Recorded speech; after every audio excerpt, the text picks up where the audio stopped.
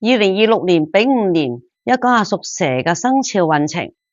丙午年屬蛇嘅朋友咧，今年性格咧就比較內斂，喜歡收藏自己內心嘅思維。吉星咧有6分星。對於屬蛇嘅朋友咧，事業呢方面比較係暢順嘅。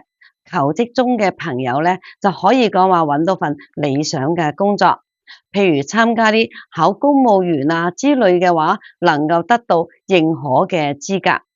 喺在職嘅人士咧，可以有升職加薪嘅機會，亦可以有利工作出外發展嘅朋友，能夠得到人緣有利貴人嘅扶持。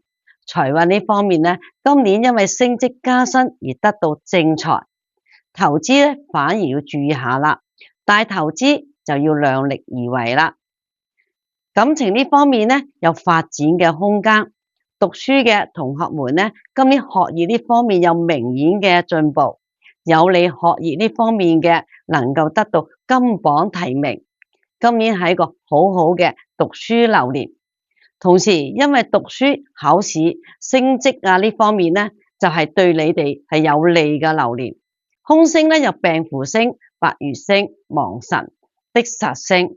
今年空星咧就比較多嘅，容易多無謂嘅病痛，人際關係咧容易因為誤會事情咧而引起衝突，引起激烈嘅爭吵。今年屬蛇嘅朋友咧就要注意下人際關係嘅問題啦。